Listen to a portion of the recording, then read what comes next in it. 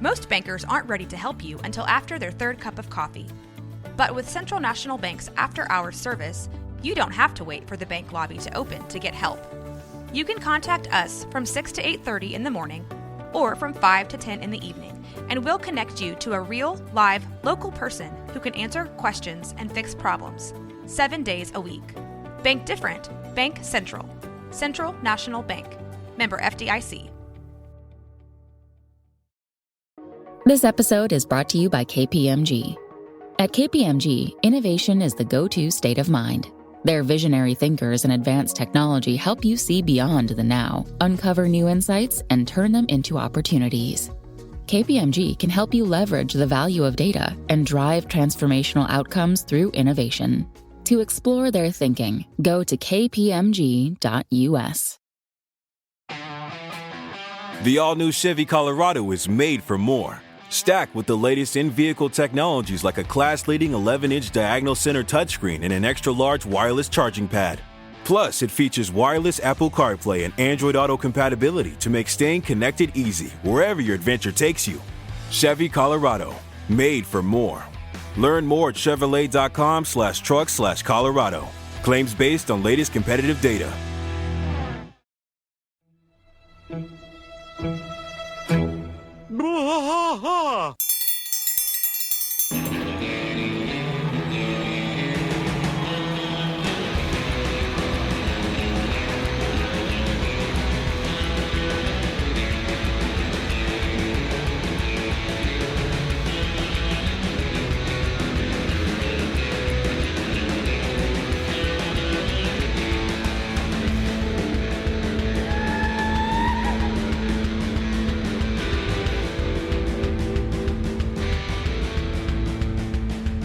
One trash fight all through the night, deep in the heart of Texas. The trailer park is nice and dark, deep in the heart of Texas. That drinks his brew and he spits his chew, deep in the heart of Texas. The TV blares, but no one cares, deep in the heart of Texas. Here we go!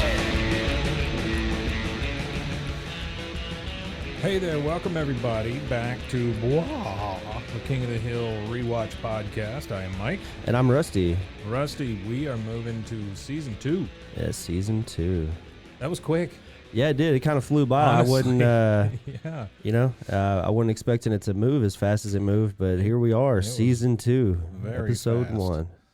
All right, so this is Season 2, Episode 1. Like you said, it is how to fire a rifle without really trying.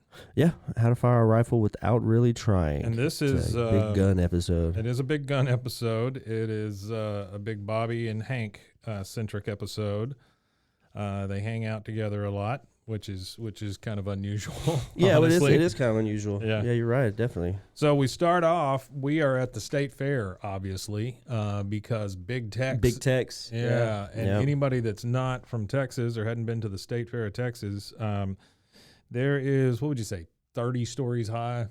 Oh, yeah, he's big. I'm not sure exactly how big he is, but he's huge, yeah. He's got to probably be about 30 stories high. And he's dressed all in his Texas gear, and he welcomes people to the state fair, normally. And so we get Big Tex going, howdy, partner. Yeah. And so here they are. And then we go over to Hank and Bobby are going to the carnival attractions. So they're doing throw balls. They're doing throwing balls, throwing ping pong. Yep. The shootout or whatever, the BB guns. Yeah. So first off, they start with the balls, and Bobby, he's teaching him. Yeah, he's teaching Bobby how to throw a baseball, pretty much. Right, right. And he says, "Kick up your leg, Bobby. Arch your back. Whip your forearm. Snap your wrist." And Bobby chunks it, and the poor guy that's in the booth, he's like, hey. Yeah, and it just goes nuts. The ball doesn't go where he wants it to, absolutely. Yeah. And so Hank, in typical Hank fashion, says, Bobby, you better let me throw that last one. This man here is trying to run a business. Like, I don't know what that has to do with him throwing a baseball, but. Then we go to the ping pong balls, and I'm assuming this is the goldfish thing, right? Yeah, where you throw the ping pong and the goldfish. Yeah, that's got to be really nice for those goldfish. Yeah. But he tells him about how ping pong balls are tricky. Excuse me. Ping pong balls are tricky. Don't grip it hard. Throw with finesse, all that stuff. he looks down, and Bobby's got ping pong balls in his mouth and calling himself the commish. Yeah, look, Dad, I'm commish. I'm commish. Yeah.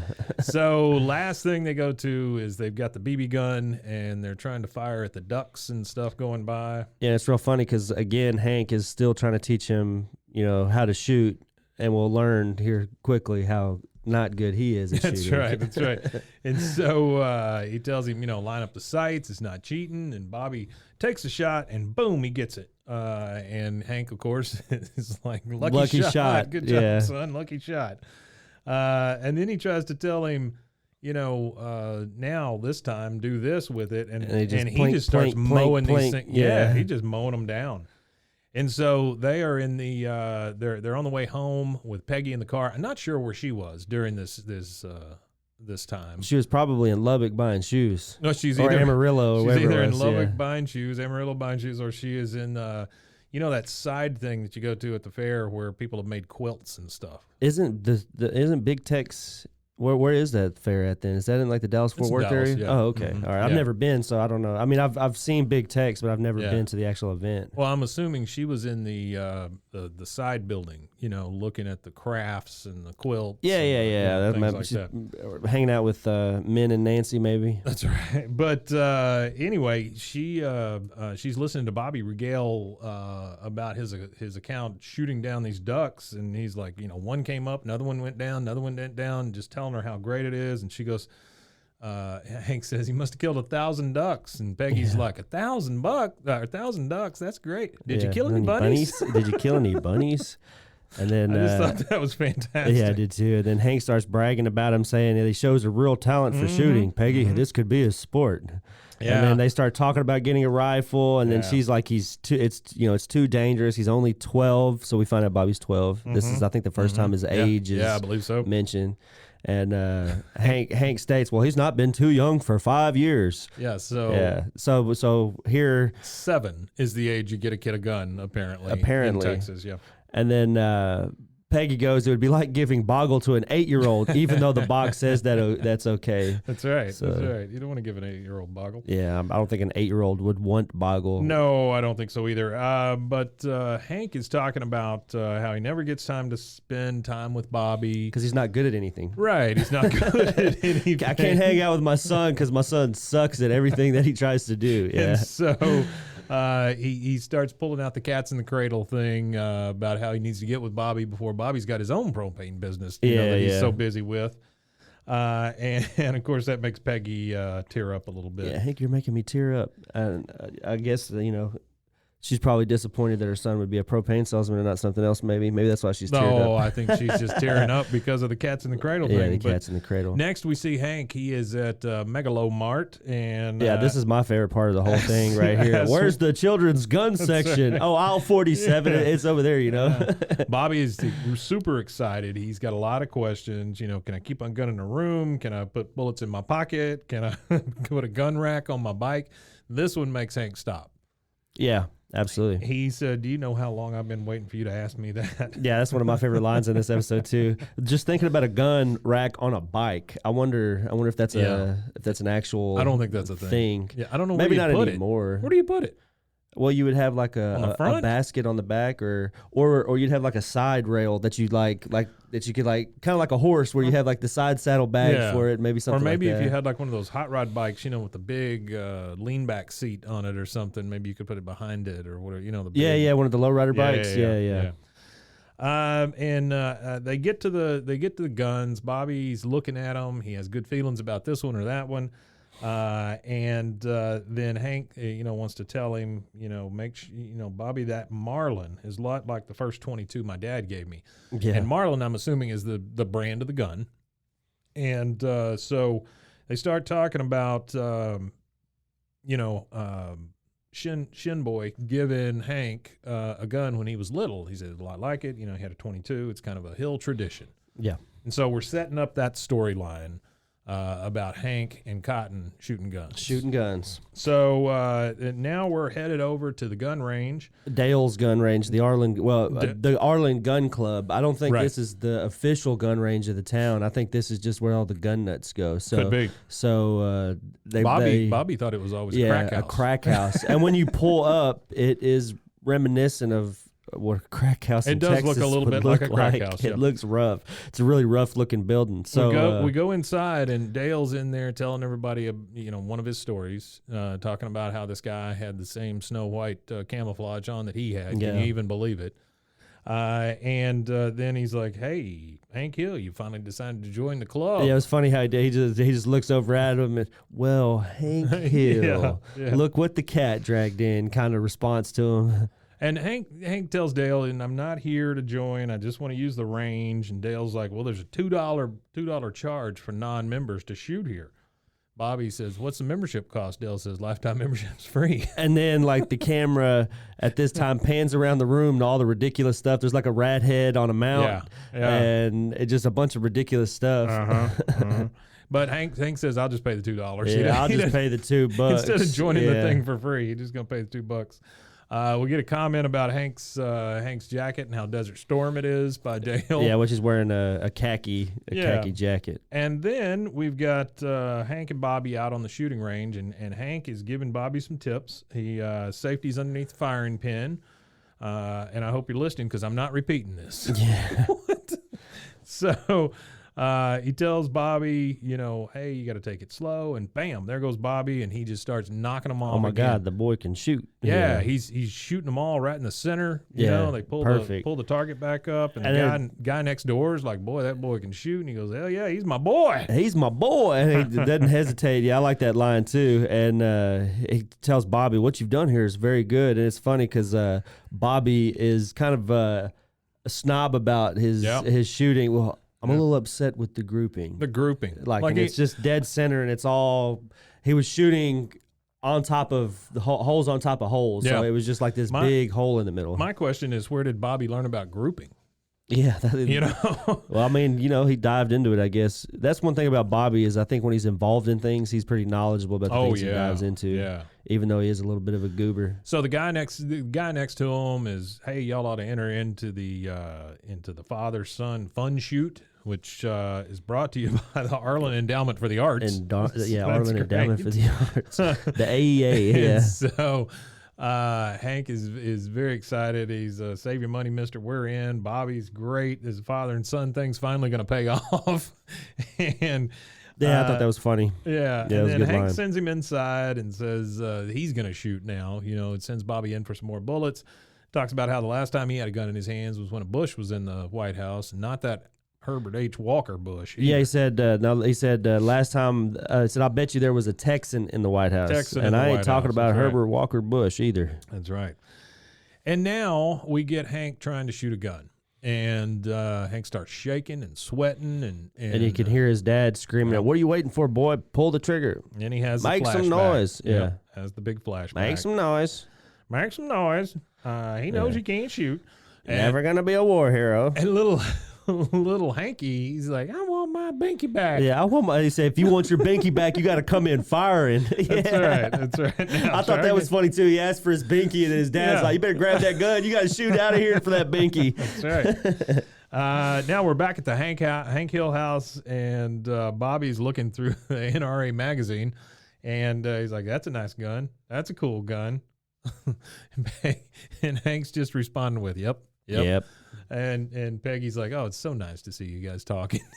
Yeah, he looks very like, now that he's known that he can't shoot and he feels like he's about to disappoint his son, he doesn't, like he's making up every excuse in the book, which is funny, later on when they're talking and everything, and he starts to sound like what does Bobby call a loser? That's loser talk. Yeah. So Bobby says this gun's very nice, and Hank's just had his limit. He's they're all nice guns, and all guns are nice. Yeah. And so Peggy is asking about how it went. It went great. Bobby says he hit the center every time.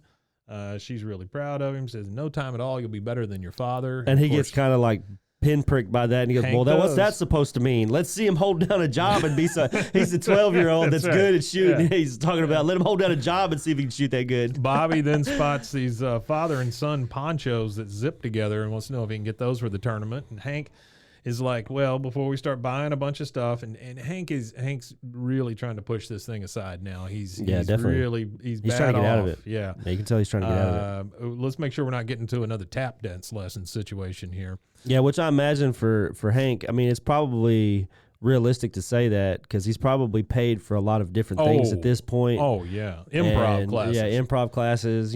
Clown shoes. Whatever else Bobby's involved in, especially video games. He's paid for at least the Game Boy. Oh yeah, and a console system too. Has to be a lot. Yeah. Yeah. So Hank, trying to push it off, says, "Why don't we get you in one of those safety courses? And once they've sucked all the fun out of it, and then we'll see if you still like it." Yeah.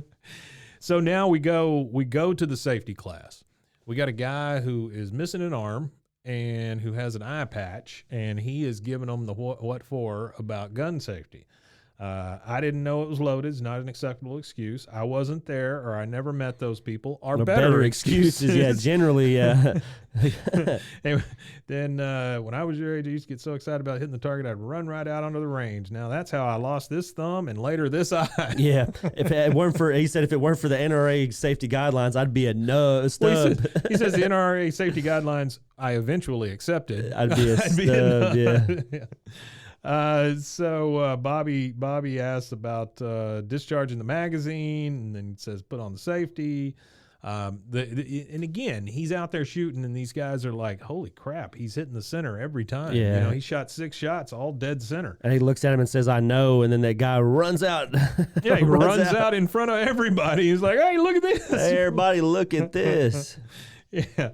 So Hank, again, is trying to put this thing aside. He's coming up like he went from making excuses to making excuses. He put out what was his excuses here? I'm too busy. Too busy. New propane season's coming up. I don't know what the hell that's supposed to mean. He was going to check into buying Darlin's motorcycle, which is weird. Yeah, Hank I can't see Hank on a motorcycle. Yeah. Yet I can't see one yet. Yeah. And Bobby's like, well, but you said if I was still interested, and I'm still interested. Yeah. And then we get the input from Peggy. Hank, you love guns. Bobby loves guns. Carpe diem. Yeah, or whatever. Carpe diem, or however she says it. Yeah, she so butchers weird. it. Yeah. She butchered it for sure. She thinks she's so high class. Bobby, now the guys are going out to practice, but they're going out real early. Yeah. And Bobby's like, why do we have to practice so early? Hank said, I just want you to get used to the pressure of shooting when no one's watching. Yeah. Which doesn't make a lot of sense. That doesn't make any sense. Okay. This is all just Hank trying to get out of it because he can't shoot a gun. All of a sudden you have Hank trying to shoot, and Bobby is giving him tips now. He's like, what's wrong with you? Why don't you steady yourself? Close one eye. How can you hit anything the way you're holding it? Don't grip the barrel so hard. It requires finesse. And then he slips into his dad. Yeah. Now we get the flashback. Someday soon, all of you'll be drafted into war. Some of you, like Hank, will be killed. Yeah. Others can shoot and may become war heroes. Now commence to fire. Yeah. And then we go back to present day with Hank, and he's like, something's wrong with my rifle. I just can't shoot today.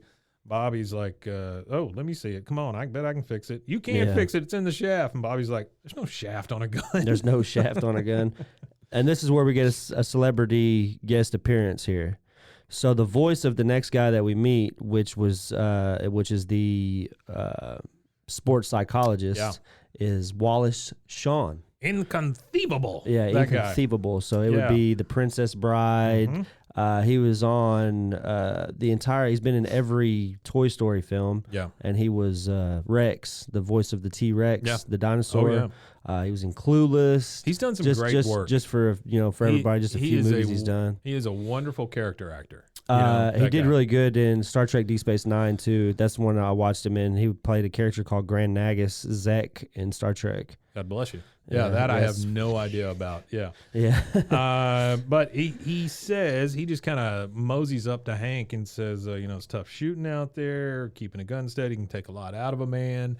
Hank, well, number one, when the guy sits down, Hank moves over immediately, inches over some. And he's like, do you mind? I'm trying to sit here.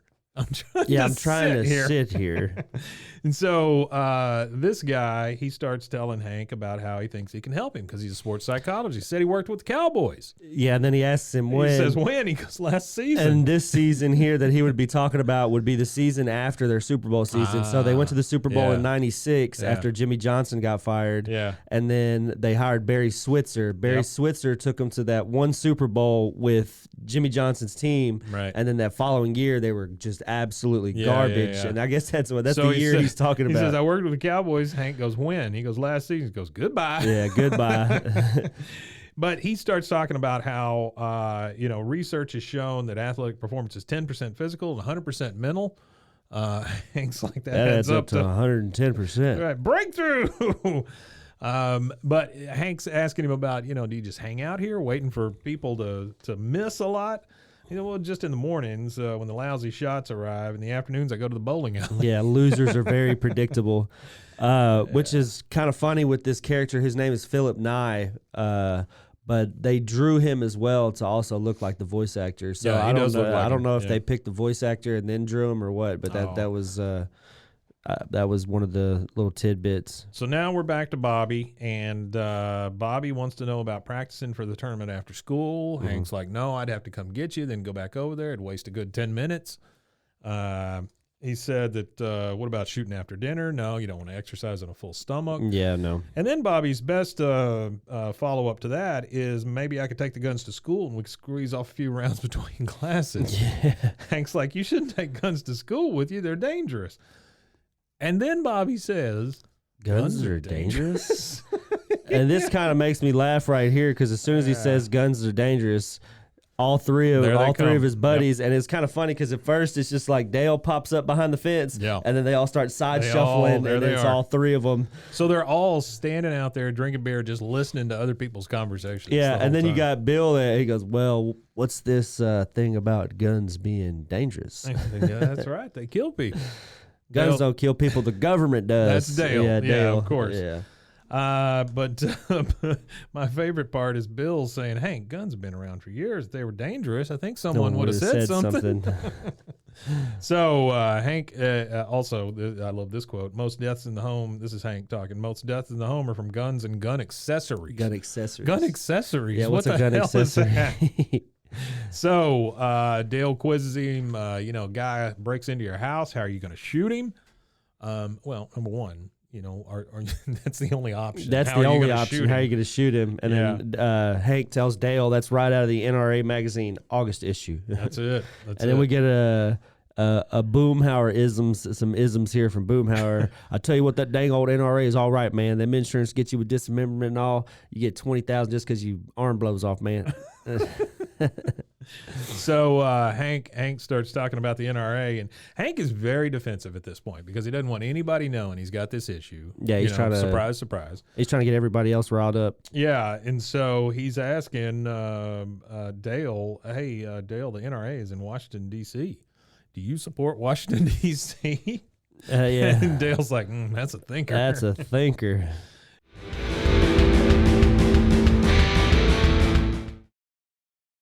Looking to start a business? You'll need a registered agent to receive legal notices and documents on your behalf. Look no further than Universal Registered Agents. Our team of professionals will ensure you never miss an important document, and we can even help you form your business with services like entity formation and document filing. Plus, we'll help you switch to our service for a lower cost and pay the change fees. Trust Universal Registered Agents to help your business succeed.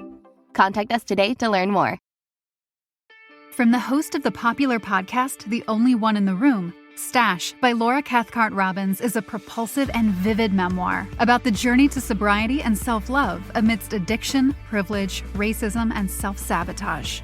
Best-selling author Holly Whitaker calls it an irresistibly delicious story, and MacArthur Foundation fellow and best-selling author Kiese Lehman says Stash is emotionally riveting. Buy Stash by Laura Cathcart Robbins now, wherever books are sold. Come on, man. I thought you said we have better seats this time. Oh, but we do. With 100 times space zoom on my new Samsung Galaxy S23 Ultra, we can see everything. Whoa, are you zooming in on the coach's clipboard? Yep, and it looks like he might be doodling. The mascot riding a pony? I can even see the puck that they need to shoot! out!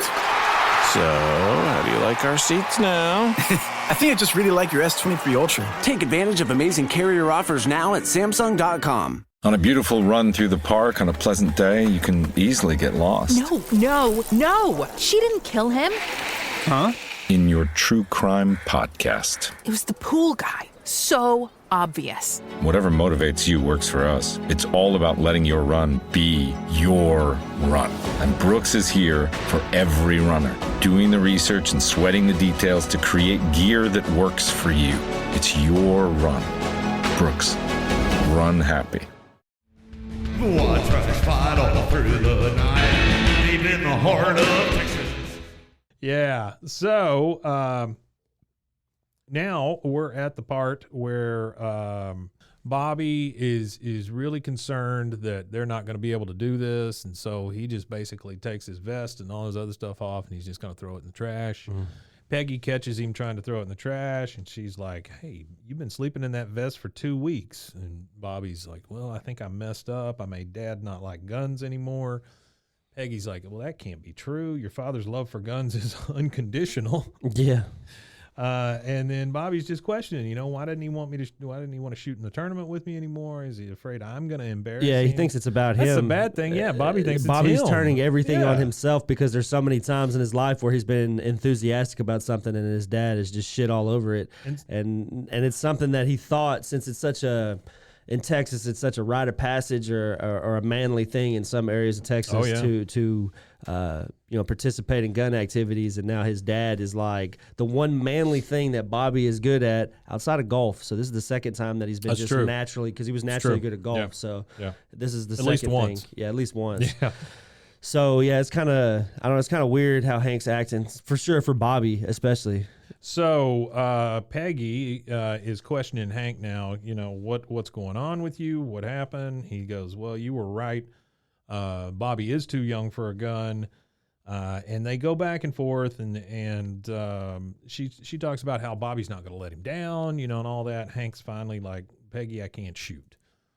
And this to me was like a Hallmark moment or something. So Peggy turns around and she's like, I still love you no matter what, even though he can't shoot. Which is funny because he thinks that it's going to be some kind of like big, wrench in the gears of their relationship that he can't shoot. Hank also thinks the whole town's going to be, he's going to be a laughingstock to the whole town. I mean, he's got a narrow urethra and no ass. That's right. And she's been with him this long, you know what I mean? So yeah. But she's like, Bobby's finally found something he's good at. Yeah. You can't just rip that away from him. Yeah. And Hank's like, well, life's not fair. So it's a good lesson for the boy. Yeah, good lesson for the boy. Yeah, and she's got a fair point. She's like, what if they never let you play football? You'd still have that little bone in your ankle, but you would not have any of the memories. Right. Yeah. So he's like, oh, okay. And so Hank's like, screw it. And he tells Bobby to go get his clothes out of the trash. We're going to need them for the contest. Bobby's super excited now because now he can shoot with him. We have to win. Hills always win. You've never lost anything in your life. And Hank's like, well, you can't always expect to win. And Bobby, of course, is regurgitating what Hank's told him over the years. Yeah, absolutely. He's telling him, I won't choke. And then his dad's trying to say, well, some people just choke sometimes. It's all good, son. And he keeps going on. He said, we just got to be proud that God took the time to give us a fault. That's loser talk. Bobby's like, yeah, that's loser talk. You taught me that. No Hill's ever been a loser. We fought for Texas at the Alamo, which is I don't know about that, but okay. Well, even if they did have a Hill at the Alamo, it was a loss. Right. It was a big loss. He is just super happy about getting the trophy. So next, Hank has decided, okay, I'm going to go see this sports psychologist. Lays down a few ground rules when he goes into his office, though. He says, he didn't just lay him down. He like yells at this dude. He walks into this guy's office and just yells this whole stream of consciousness at him. I don't believe in any of that gobbledygook about the subconscious or any other witchcraft. I won't take pills. I won't let you hypnotize or molest me. And then the guy goes, well, I can help you without using witchcraft pills and molestation, but it won't be easy. It won't be easy. It won't be easy. That's right. So he starts talking to him about visualization. Imagine a dart flying from your gun to the target. Don't pull the trigger until you can see it. And then he starts to slip back into hearing his dad again, calling him shaky, telling him to close the other eye or I'll poke it out. He's going to poke it out. Yeah, I'm going to close that eye or I'm going to poke it out.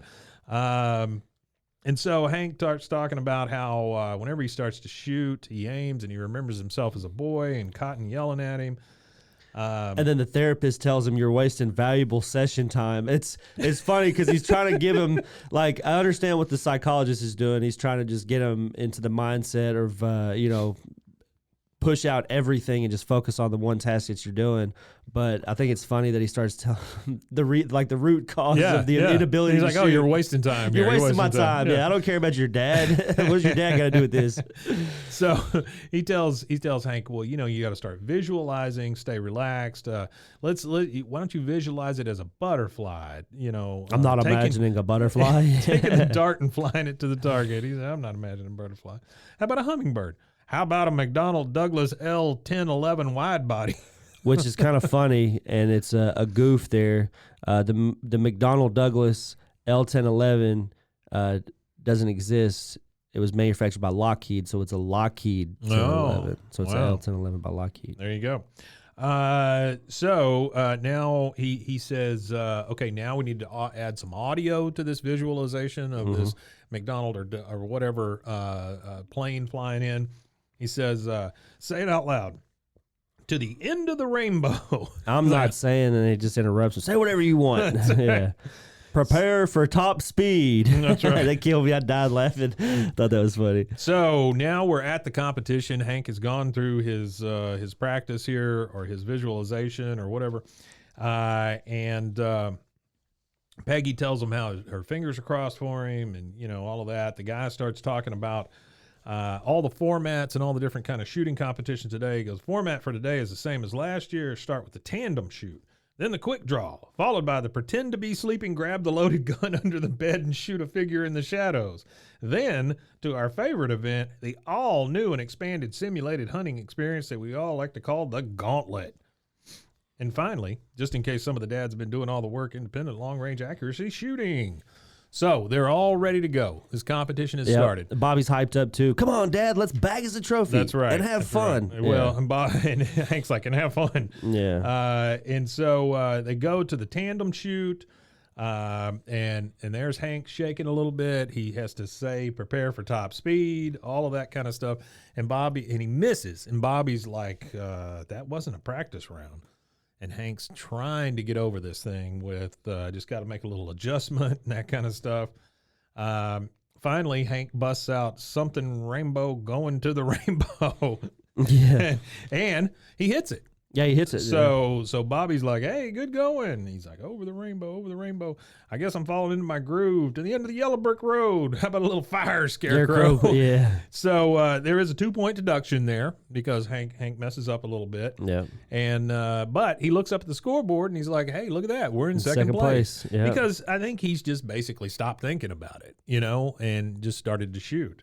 Yeah, and then I guess it's Bobby that comes out here. It says the McKays just came out of the gauntlet, and the younger one blew away. That's Luann. No, Luann. Luann comes running up. Good news. The McKays just came out of the gauntlet. The younger one blew away an entire picnicking family. That means we're tied for first. That's right. And then here comes Cotton.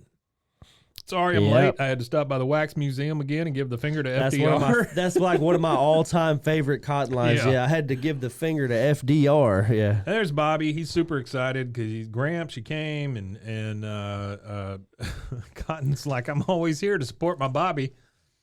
That's it. He doesn't say anything about Hank. I'm always here to support my Bobby. Yeah.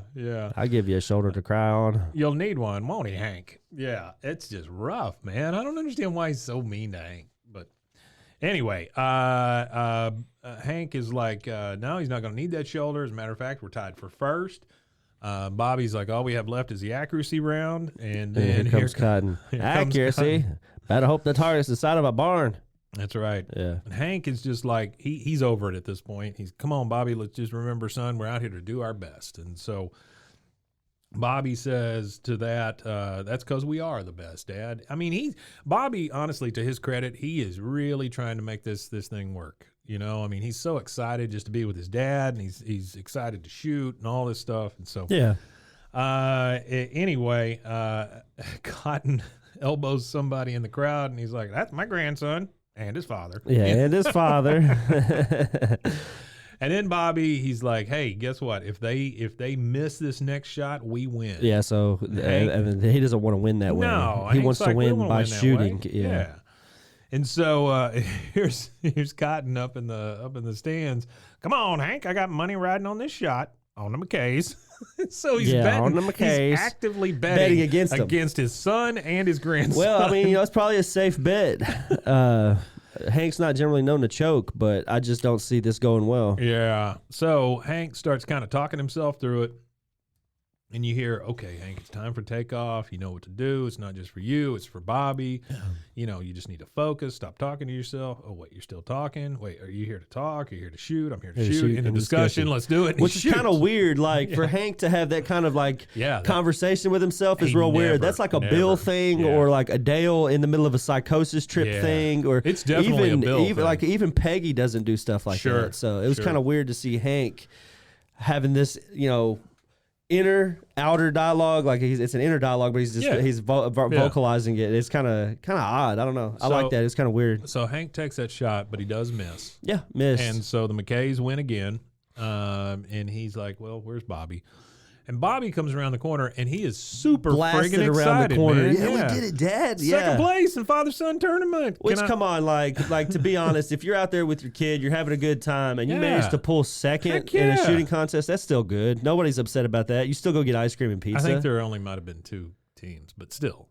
Still. But anyway, he's super excited. He wants to put the trophy on his wall. He's talking about how great they are. It's the best day ever. You're the best dad ever. I'm the best son ever. It's a big deal, man, And then he said, "Can we do it again next year?" And Hank's like, "Yeah, we can do it again if that's what you want." And I mean, honestly, all that worrying by Hank, all of the shakes, all of the, everything, and Bobby's just super happy he doesn't to be even with care. his dad. Yeah. He doesn't even care. And that's the whole thing about Bobby is he just wants his dad to accept him for who he is. He doesn't care about anything else. He just wants to be accepted by his dad. Yep. And so they start walking towards the car. Bobby feels like ice cream. He, Hank's like, that sounds good. You can tell that just the whole weight is lifted off of Hank at this point. Yeah, which it should be. I mean, like, I know why they do it because it's a part of a character for a TV show. But I just find it so odd how he handles his relationship with his kid. No kidding, right? Yeah. Well, I mean, look at who he had for an example. Yeah, his example wasn't that great. So I guess compared to the example, he does a damn good job. Yeah, he really does. Yeah, he does a wonderful job. And so they're walking to the car. He feels like ice cream. That sounds good. Where do we park? And he said, that way. And they start walking to the truck, and then he realizes, oh, yeah, we forgot Mom. Well, let's go get her. Yeah.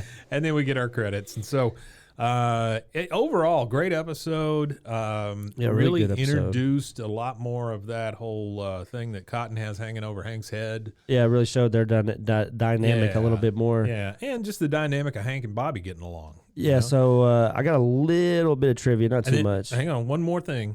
After all the credits, we get I want my binky back. The Stinger quote. Yeah, so we'll now, I guess since they started at the very end of season 1, so we'll always have the Stinger quote to hit at the end. Yeah. So this episode was actually, I want to say it was written and produced. It was directed, sorry.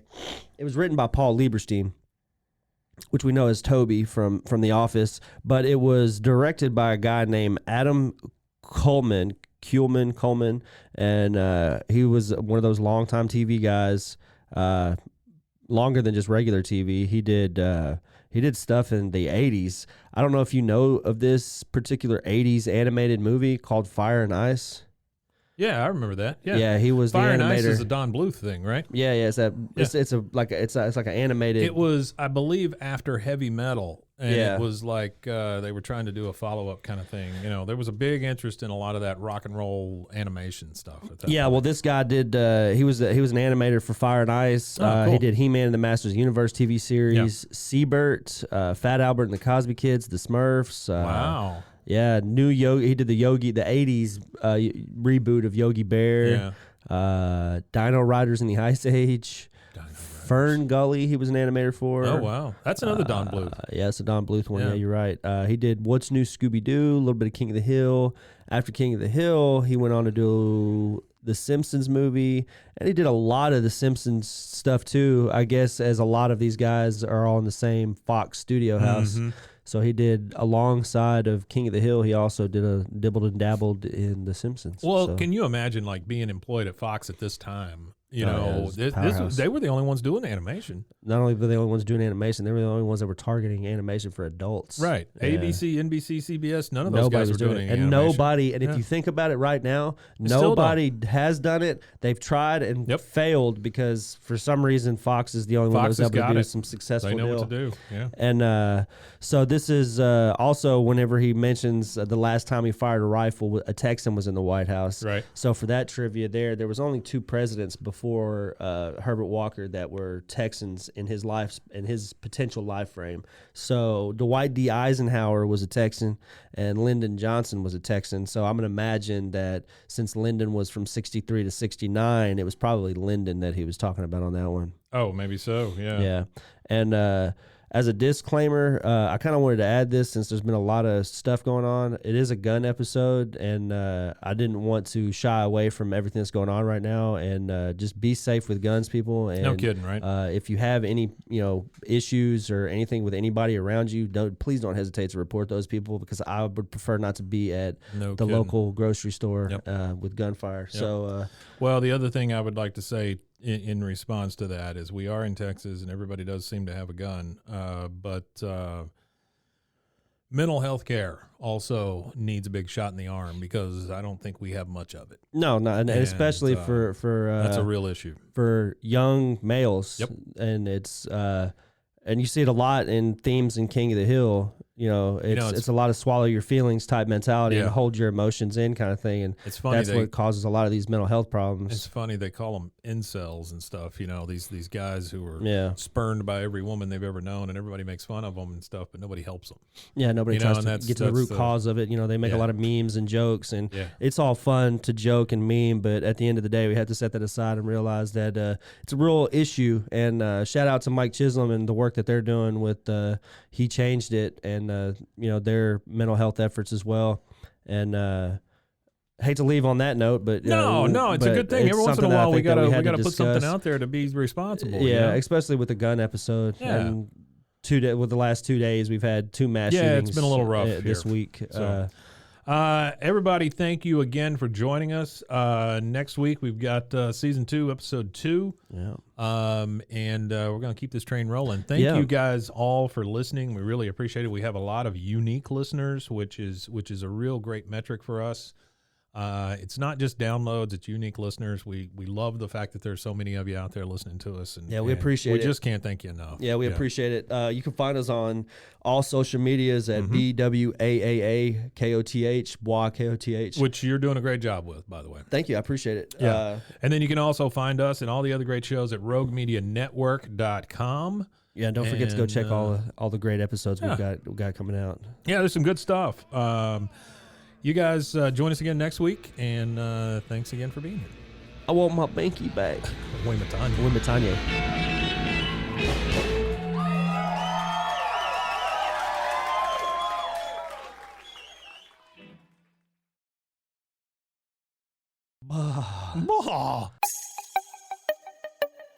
This has been a Rogue Media podcast.